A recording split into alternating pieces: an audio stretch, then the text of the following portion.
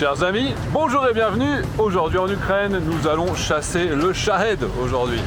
On est dans un véhicule, on est en train de se rendre sur la zone de démonstration dans un premier temps, mais peut-être qu'on va faire des missions opérationnelles ce soir.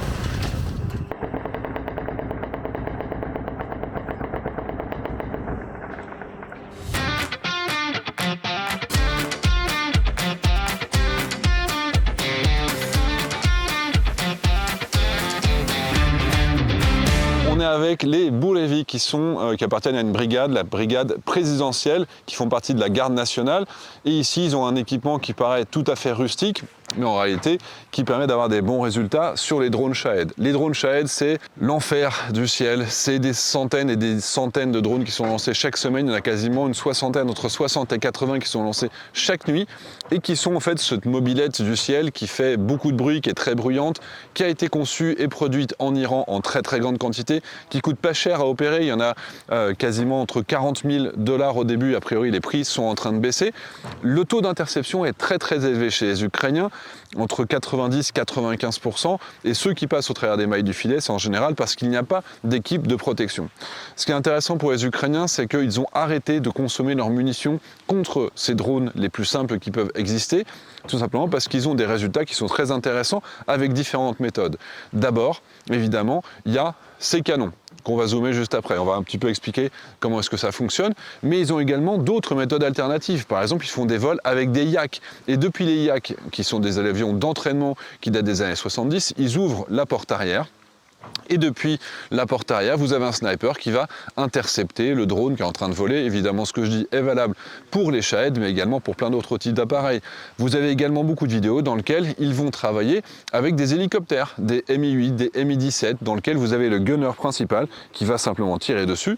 Et puis, évidemment, ponctuellement, vous avez aussi des missiles qui vont être tirés, soit par des MiG-29, soit par des équipes qui sont au sol, quand les différentes couches de protection n'ont pas suffisamment fonctionné. Mais globalement, 99% des Shahed qui vont être interceptés sont interceptés par les équipes de gunners.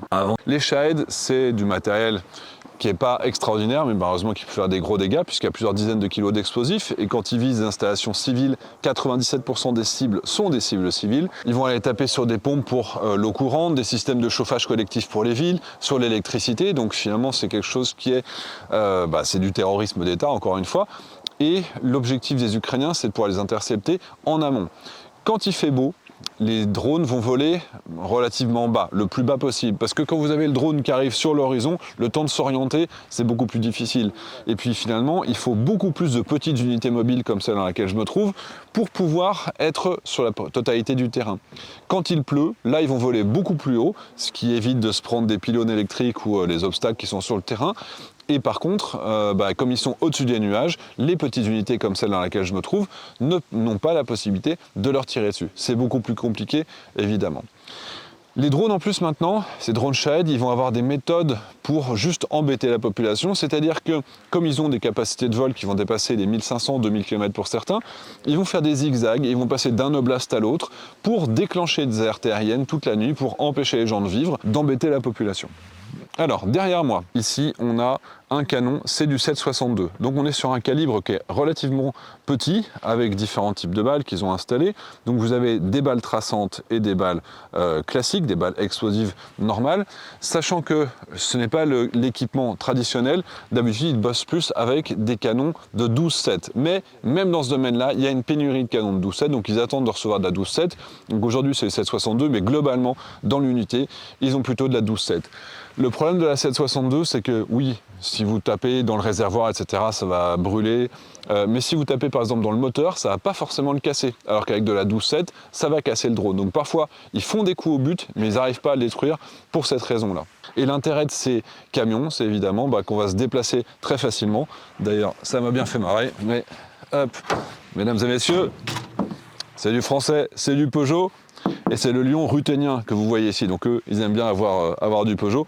Mais donc ils ont des véhicules qui se permettent de se déplacer parce qu'ils connaissent ces trajectoires.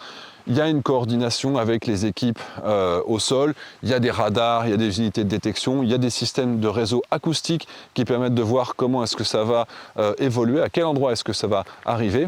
Et grâce à tout ça, ils peuvent se placer au bon endroit avec un préavis qui est relativement important, puisque ces Shahed, ils vont voler entre 200 et 300 km/h relativement lentement. Donc ça permet, même quand ils passent la frontière qui est à 300 km d'ici, on est dans la région de Kiev, ça permet de se positionner bien dans les bons axes pour pouvoir les voir venir. Et quand vous avez des dizaines de petites unités comme ça, qui font différentes couches de protection jusqu'à la ville de Kiev, et ben vous avez un taux d'interception qui est absolument gigantesque. En complément du canon, évidemment, quand on est la nuit, il faut pouvoir désigner les cibles. Et là, on va travailler avec, regardez, la taille de ce spot. Donc c'est un gros spot. Et ça, c'est juste la batterie. Donc vous imaginez, là, on est sur une petite équipe mobile, mais en général, ils ont plutôt des spots avec des 50 cm de largeur. Donc quand ils auront la version 12.7, ils auront des spots plus gros pour encore plus d'efficacité. Alors, vous imaginez bien que ça, c'est des systèmes qu'ils ont utilisé par défaut d'avoir des équipements plus efficaces, parce que s'ils avaient tous des guépards, normalement les systèmes comme le guépard, il y a le radar qui est asservi au canon, qui calcule la trajectoire, qui va être capable de s'orienter, qui va être capable de tirer, mais en réalité on essaie de favoriser les guépards, les missiles qui sont tirés depuis l'épaule ou qui sont sur des bases fixes, les iristés, etc., pour les missiles de croisière qui, eux, les missiles de croisière russes, vont voler à 800 km/h. Ce qui est très très difficile à intercepter par ces équipes, même si ponctuellement ils ont réussi à en intercepter, et ils ont déjà abattu des centaines de drones kamikazes, parce qu'encore une fois, parmi les dizaines qui sont tirés, ils les interceptent tous. Et j'ai posé une question ici qui, moi, me semblait idiote, parce que les Russes envoient tous les jours 80 de ces drones kamikazes, mais en fait, ils les envoient sur tout le territoire. Est-ce que ce serait pas plus intelligent de se concentrer sur une cible? Eh ben non, ils disent qu'ici, quand les Russes envoient 3, 4, 5 cibles de suite au même endroit, finalement c'est là qu'ils sont le plus efficaces parce qu'ils arrivent à se calibrer, à devenir bons. Les taux d'interception augmentent petit à petit avec l'arrivée des nouveaux systèmes, la multiplication de ces équipes. Et également, ce qu'ils attendent, c'est la multiplication des avions de chasse.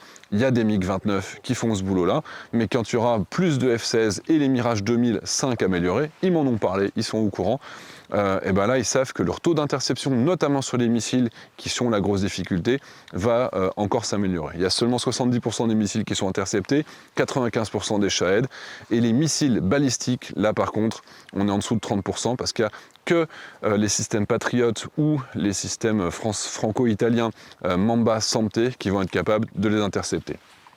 Pour la suite de cette vidéo, on verra cette nuit. S'il y a des alertes, on va aller chasser le Shahed cette nuit. Ça y est les amis, c'est la nuit. 3h du matin, une alerte aérienne. Apparemment, il n'y a qu'une poignée de drones Shahed qui sont dans le coin. Nos amis se sont installés là-bas. Maintenant, on va attendre. La caméra infrarouge est en position. Hop, regardez si elle est jolie. La qualité du matériel. Et voilà, ils sont là les copains. Donc, eux ils utilisent un logiciel qui s'appelle Virage, qui permet d'avoir la position de ce qui est en train de voler autour de nous. Je vous ai déjà montré cette application dans une précédente vidéo quand je vous expliquais comment est-ce que les Ukrainiens interceptent les drones avec leurs propres drones kamikaze FPV. Je vous renvoie à cette vidéo. Et avec cette application, ça permet de positionner les Orlan, les Zala, les Cubes, etc. Enfin tous les systèmes aériens russes. Et puis il y a évidemment les Shahed. Par contre, il faut savoir évidemment, Kiev, c'est super grand. Ce canon, cette mitrailleuse, elle a une portée qui est de quelques centaines de mètres, c'est-à-dire qu'en fait, il y a tout autour de nous, à quelques 500, 1000 mètres à chaque fois, il y a des véhicules avec des équipes qui sont prêtes à leur tirer dessus. C'est-à-dire que si le Shahed passe 1 km de ce côté-là, nous on n'aura rien à filmer. Mais bon, ça on a une chance sur 40 d'être au bon endroit. Et comme ça, toute la nuit, on change de trajectoire, on se met dans le sens des drones qui sont détectés sur les logiciels, on s'oriente selon le bruit qu'on entend. Mais apparemment il y a des drones qui peuvent couper leur moteur et qui planent, donc on est attentif évidemment.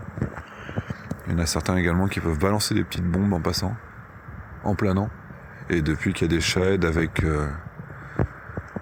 un Starlink dessus, on pense qu'ils peuvent être pilotés à distance. Donc s'ils ont une caméra infrarouge, nous on est au milieu d'un champ. pas la solution d'avenir. Oh, vertical, top, I saw it. Vertical. Prямо вверх. There, on the left, there you have it, there. A bit further. There, yeah. You see it?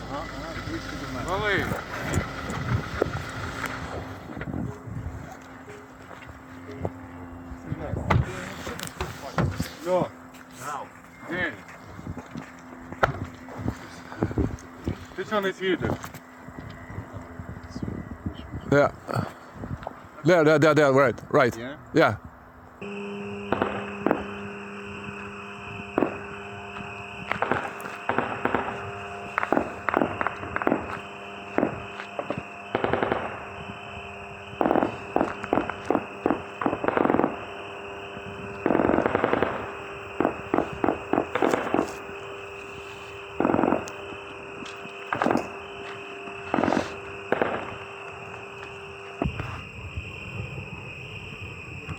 Bon, pour l'instant, on n'a pas été très bon, mais il y a une station-service qui a le droit d'être ouverte la nuit, c'est celle-ci.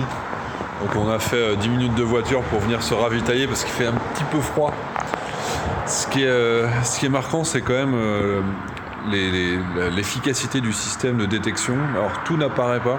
Parfois, il y a une communication qui se fait entre les différentes équipes qui se disent attention là, il y a quelque chose qui approche de nous et donc ils positionnent. On a entendu plusieurs fois des drones qui passaient. On n'a pas réussi à les voir avec les spots. Moi, j'aurais aimé avoir un spot aussi. Je pense qu'il en faut plus pour les équipes. Mais on a un bon préavis. On sait de quel côté ça va arriver. Donc ils positionnent leur voiture. On se tourne. Il y a les bruits, vraiment, on les entend à plusieurs kilomètres à l'avance. Donc c'est vrai que la vraie crainte, c'est qu'apparemment maintenant les Russes ont des drones dans lesquels ils vont couper le moteur. Parfois pendant plusieurs minutes, plusieurs dizaines de minutes en fonction de l'altitude à laquelle ils se trouvent. Et ensuite ils vont les rallumer. Ça permet de passer ce type de défense. Et donc il y a le radar qui dit où est-ce qu'ils se trouvent. Mais le bruit c'est quand même un élément super important pour pouvoir les détecter dans le ciel. Parce qu'on n'a pas un éclairage qui fait tout le ciel. Et il apparaît aussi que maintenant il y a des drones qui se connectent au réseau 3G ukrainien. Ce qui fait que quand il y a un retour image et donc il y a des drones qui peuvent faire du petit bombardement. Et quand on est comme ça, une petite équipe au milieu des champs, on est vite détecté quoi, clairement. Donc il y a quand même des risques, pas seulement parce qu'on peut intercepter des drones et que ça peut nous tomber dessus, mais aussi parce que les Russes trouvent maintenant des méthodes alternatives pour contourner cette efficacité, parce qu'il y a vraiment une grande efficacité dans cette défense aérienne. Ça commence à rouler parce qu'il est 5h du matin et du coup c'est la fin du couvre-feu. J'espère que cette vidéo vous a plu. En tout cas les gars ils font leur boulot. Ça tombe ici aux alentours, j'entends des tirs au loin mais là c'est de l'entraînement pour l'instant. Ce soir je verrai si on chasse Shahed. Si la vidéo s'arrête là, c'est qu'il n'y avait pas d'alerte aérienne ce soir. Mais sinon je vous dis à très bientôt pour une nouvelle vidéo. Allez ciao.